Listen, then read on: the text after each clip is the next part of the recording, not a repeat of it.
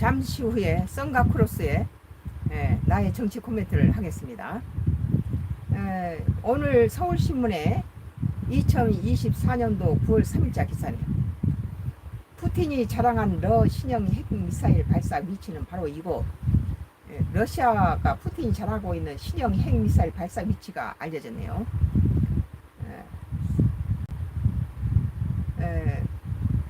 2024년 7월 26일 미국 민간 위성업체 플래닛 랩스가 촬영한 위성 사진은 러시아 블로그다에 있는 5개의 핵탄두 저장시설 오른쪽과 미사일 발사 위치 왼쪽 아래 등 러시아 신형 핵추진 순항 미사일 9M370 브레베스틴트니그 발사장으로 추정되는 시설을 구축하는 공사 현장이 담겨있다 라고 말합니다. 블라드미르 푸틴 러시아 대통령이 무적이라고 자랑한 러시아의 신형 핵추진 대륙간 순항 미사일 9M370 브레베스트니크의 발사 추정지가 확인됐습니다. 2일 현재 시간에 로이터 통신에 따르면 2명의 미국 연구원은 자국 민간 위성업체 플래닛 랩스가 지난 7월 26일 찍은 위성 사진을 분석한 결과 모스크바 북쪽으로 475km 떨어진 지점에서 브레베스트니그 발사장으로 추정되는 시설을 구축하는 공사 현장을 포착했다고요. 해당 발사장은 블로그다 20 또는 체부사라라는 이름으로 불리는 핵탄두 저장 시설과 인접한 곳에 세워졌습니다. 미국 싱크탱크의 해군 분석센터 데커 에벨레스 연구원은 해당 위성 사진을 분석한 결과 9개의 수평 발사대가 건설 중임을 확인했다고 밝혔습니다. 그런 이 발사대가 공격으로부터 보호하거나 한 발사대가 우발적으로 폭발해 다른 발사대의 미사일이 폭발하는 것을 막기 위해 높은 방벽 안에 3개의 그룹으로 배치되어 있다면서 방벽은 미사일과 그 부품들의 정비가 이루어지는 것으로 여겨지는 건물과 기존의 5개의 핵탄두 저장 시설과 또 도로를 통해 연결되어 있다고 설명했습니다. 그러면서 이 장소는 대규모의 고정된 미사일 체계를 위한 것이며 현재 러시아가 개발 중인 대규모 고정된 미사일 체계는 스카이폴이 유일하다고 강조했습니다. 브레베스팅 미사일은 북대서양 조약기구에서는 SSC-X-9 스카이폴이라고 부릅니다. 러시아는 일반적으로 미사일 발사대를 핵탄두 저장고 바로 옆에 두지 않지만 브레베스트니그 발사대를 핵탄두 저장고인 블로그다에 배치한 것은 재빠른 발사가 가능하도록 하기 위한 조치일 수 있다고 에베레스 연구원과 미들버리 국제학연구소의 제프리 루이스 연구원은 관측했다. 갑작시 위험한 상황이 나면 바로 발사하겠다가 그래서 옆에다 바로 가까이 뒀다는 거죠. 이들 연구원은 또 브레베스트니그 발사장으로 추정되는 곳이 포착된 것은 러시아가 최근 몇 년 동안 문제점들로 얼룩진 이 미사일에 대해 여러 차례 실험을 거친 후 배치를 진행했음을 시사하고 있다고 지적하기도 했습니다. 이 미사일은 핵탄두 탑재가 가능하고 오랜 시간 저공으로 비행하면서 미국의 미사일 방어 시스템을 회피할 수 있을 뿐 아니라 사실상 사거리가 무제한이라며 제대로 작동할 경우 위협적인 미사일로 평가됩니다. 지금 이 러시아가 지금 북한하고도 지금 손을 잡았잖아요. 만약 북한이 공격했을 때 이런 미사일들이 우리나라를 공격할 수 있다는 거죠. 그러나 푸틴 대통령이 2018년 3월 개발 사실을 처음 공개하면서 지구 어디든지 도달할 수 있다고 자부한 스카이폴은 2016년 이래 이루어진 최소 13번째 실험에서 단 2번만 성공하는 등 결점도 자주 드러낸 바 있어 이 미사일이 실제 러시아의 핵전력 강화로 이어질지에 회의적인 전문가들도 상당수 존재한다고 로이터는 지적했다.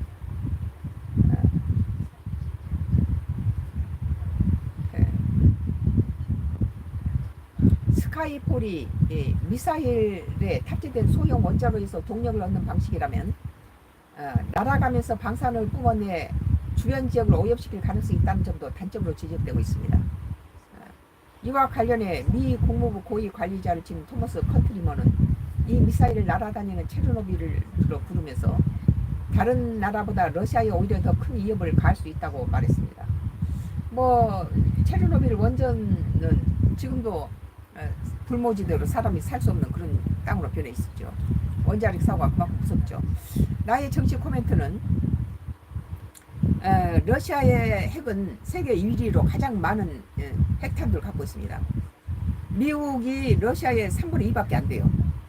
러시아가 세계에서 가장 많은 핵탄두를 가지고 있고 핵의 강국이에요. 미국도 러시아를 따라잡으려고 한참 멀었어요. 러시아가 그 100이라고 치면 미국은 한 60에서 70 정도 갖고 있어요. 그러니까 세계 1위죠. 러시아가 핵 무장으로는 핵탄을 갖고 있고, 두 번째로 미국으로 2위입니다. 다음에는 중국, 뭐 인도 등 이런 북한, 러시아에 비하면 10분의 1도 안 되죠. 러시아가 가장 많아요. 그냥 러시아가 최고점을 따르고 미국이 러시아의 3분의 1 정도 부족한 상태로 한 70%, 60에서 70% 정도 갖고 있고, 그 다음은 전부 뭐 10%대 굉장히 낮죠. 뭐 러시아, 미국, 뭐 중국, 인도 이런 순으로, 이란 이런 순으로 지금 갖고 있는데,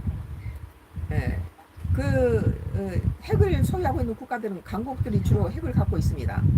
그러나 전혀 강국이 아님에도 불구하고 갖고 있는 나라도 있죠. 러시아, 미국, 중국, 인도, 이란 등 강국이 핵을 소유하고 있지만 파키스탄이라든지 북한 등 경제적으로 어려운 나라에서도 핵을 보유하고 있습니다. 우리나라도 주변 상국이 핵으로 무장하고 이런 있는 상황에서 계속 러시아는 핵을 개발하고 새로 실험하고, 뭐 북한도 계속 핵 실험을 하고 있잖아요. 근데 우리는 손 놓고 이렇게 미국이 떠나버리면 우리는 핵의 우산에서 벗어나서 무방비 상태인데, 미국은 많이 변질됐어요. 자기 국익에 유익이 안 된다면 언제든지 떠날 수 있다는 거예요. 그리고 트럼프 같은 대통령이 된다면 우리 한반도는 굉장히 위험해지죠. 전혀 책임감이 없어요. 지금까지 우리가 혈맹으로 다져온 나라인데, 이렇게 아무 때나 자기한테 국익에 뭐 주한미군비 제대로 대우하지 않으면 우리는 떠난다, 이런 식으로 트럼프가 말하고 있기 때문에 우리는 이런 미국이 혈맹이라 하고, 지금까지 미국의 전쟁에 무슨 중동 전쟁이나 베트남 전쟁에 우리 한국은 전부 6.25 때 우리를 도와줬던 미국의 전쟁에 전부 참여해서 피 흘리고 죽기도 하고 많이 그랬죠. 우리 군대를 다 버렸어요. 그런데 이제 와서 트럼프 같은 대통령이 들었으니까 뭐 한국이 잘 살면서 부유한 나라이면서 미국을 제대로 대우하지 않는다. 이제 트럼프 같은 인간은 이제 전부 돈으로 따지는 거죠. 주한미군 주둔비 내라. 주한미군 주둔비를 5배를 내라. 그러다가 이제 바이든한테 졌잖아요. 그런데 이 주한미군 주둔비가 미국은 지금 대만에다가 자기 반도체 98%를 대만에서 생산해가 만들어가지고 미국으로 가지고 들어와요. 그런데 대만이 지금 중국이 하나의 중국이라 해가지고 대만을 위협하고 자꾸 대만을 먹으려고 애를 쓰니까 미국이 인도 태평양 지역에 그 방어가 필요해졌어요. 왜냐면은 98%를 갖다 반도체를 전부 미국으로 절장 가져가고, 그렇기 때문에 대만에다가 미국이 많은 돈을 투자하기도 하고, 또 여러 가지 이제 혜택을 주면서 그걸 보호하고 있는데, 중국이 자꾸 대만을 먹으려고 그러니까 그쪽에 그 군비를 강화시키면서 우리나라의 주한미군들이 일본의 오키나와, 중국하고 지금 영토 전쟁을 벌이고 있는 중국, 필리핀, 대만 이런 나라들이 지금 인도 태평양 지역에 우리 한국이 방위비를 5배를 늘려야 한다. 그거에는 오키나와라든지 인도 태평양 거기 사람하고 주한미군이 가서 같이 훈련해요. 한국을 방어하는 훈련이 아니에요. 인도 태평양 지역과 오키나와 이쪽에 가서 일본에 가서 훈련한다는 거예요. 돈은 우리가 내고. 그러면서 트럼프는 뭐 한국이 잘 사나, 우리보다 더 잘 사는 나라 일본 있잖아요. 대만도 잘 살아요. 근데 주한미군은 우리나라에다 주둔해 두면서, 주한미군을 주둔한 이유는 중국이라든지 러시아라든지 북한이 미국을 위협하는 주적이에요. 그 나라를 둘러싸고 우리나라가 딱 민주주의가 하나 있는 거죠. 그런데 우리한테다 핵을 갖지 마라 하고 우리가 도와주마 하고 지금까지 핵을 못 가지게 미국이 그랬죠. 그런데 지금 바이든 정부 때는 뭐 저기 한국 믿어라 우리 미국 믿어 우리는 혈맹이 하고 이짓도 했지만 트럼프 같은 사람이 뭐 주한미군 오배 저기 인상하지 않으면 우리는 철수할 거야. 네 핵 만들어 이런 거거든요. 만약 그를 트럼프가 당선돼서 그런 걸로 나오면 우리는 옳다 됐다 하고 핵이라는 것이 자기가 하고 싶다고 된 게 아니거든. 국제적으로 많은 견제가 되고 우리가 만약에 핵을 그런 미국의 허락 없이 바로 만들었으면 사방에 우리 무역이라든지 한국산 쓰지 마라 이런 식으로 러시아 같은 그런 규제가 나오겠죠. 그러나 미국이 한국은 지금 동북아시아의 주변이 전부 냉전 체제의 국가들이 셋이가 다 핵을 무장하고 한국은 무방비 상태니까 당연히 가져야 된다는 것이 세계적인 여론이고 미국에서도 다 그런 여론이 지금 돼 있는데 우리는 언제까지 아무 때나 손바닥 뒤집는 미국 믿을 수 없으니까 핵이 필요하다는 것이죠. 그래서 우리가 러시아하고 친해야 될 이유는 우리가 남북이 친해지니까 미국에서는 일본한테는 2차 대전 전범이 공격적인 무기는 아무것도 할 수 없고 갔다가 저기 2차 대전 이후에 묶어놨는데 자위대도 이제는 점점 더 풀어주면서 인공위성 같은 이런 정보를 우리 한국에다 주면은 북한이라든지 반대 국가 러시아 중국하고 이렇게 친해서 그런 것을 기밀이 누설되니까 일본에는 만약에 뭐 70% 80%를 정보를 주면 우리 한국은 40%도 안 된다는 거예요. 우리 한국을 견제해요. 만약에 남북이 통일되면 그게 전부 공산국가로 간다 이런 취지요. 그런데 오히려 참 러시아 쪽에서 우리 저기 인공위성을 할 때 전혀 미국은 돕지 않았어요. 오히려 뭐 서방 기술이 북한이라든지 저기 공산 국가로 갈 수 있다. 그래서 견제를 했죠. 그런데 지금은 그런데 오히려 참 아이러니컬하게도 러시아가 우리 인공위성 발사할 때 많은 도움을 줬다는 거예요. 미국보다 더. 이번에 이제 핵이라든지 이런 것도 러시아라든지 중국이나 북한하고 잘 지내야 될 이유예요. 우리는 뭐 민주주의나 자유주의 국가가 문제가 아니라 우리 국가가 존립해야 될 그런 생존이 중요하죠. 우리 이 땅이 없어지지 않고 우리 민족이 살아남기 위해서는 우리가 제일 먼저예요. 미국이 먼저가 아니고 우리나라가 제일 먼저죠. 우리나라가 살아남기 위해서는 인도라든지 베트남이나 그런 나라가 중립을 지키면서 자기 국익을 위해서 하잖아요. 그리고 또 이런 우크라이나 러시아 전쟁에도 인도가 적절한 그런 역할을 많이 했죠. 미국하고 러시아 사이에도 중재 역할을 많이 하잖아요. 그래서 중립을 지키는 것이 중요하고 이제 이미 여기 트럼프가 아베하고 둘이 짜고 한국 반도체 삼성 죽이기를 했던 그런 경력이 있기 때문에 우리는 트럼프에 대해서 바이든 정부보다 믿을 수 없어요. 바이든 정부는 굉장히 국제적인 미국의 지도자 위치를 다시 회복시켰는데 트럼프는 자기가 대선에 당선되면 바로 나토에 탈퇴하겠다. 나토는 돈이 많이 들어. 이거였거든요. 그 한 가지 보면은 미국이 나는 러시아하고 북한하고 친하게 지낼 거야. 그러니까 주한미군 필요 없어. 이런 거거든요. 그러나 이제 우리가 지금까지 주한미군이 우리나라에 주둔하면서 한반도에 전쟁 위험이 줄어든 건 사실이에요. 그렇지만 이게 과도하게 뭐 주한미군 주둔비 해서 주한미군 혈맹인데 용병으로 추락시키고 있어요. 트럼프는. 우리 한미 관계는 굉장히 끈적거리고 저기 혈맹으로 다져졌고 미국 전쟁에 우리 한국은 다 군대를 보내요. 가서 죽어오기도 하고 그러죠. 미국이 우리 6.25 때 우리한테 와서 많은 임명이 됐기 때문에 우리도 그 은혜를 갚은 한국만큼 좋은 우방이 없을 거예요. 미국에서. 그래서 오늘 뭐 참 이렇게 러시아에 비하면 10분의 1도 안 되죠. 이제 다른 나라들은. 그렇지만 북한이라든지 파키스탄까지 다 핵을 보유하고 있어요.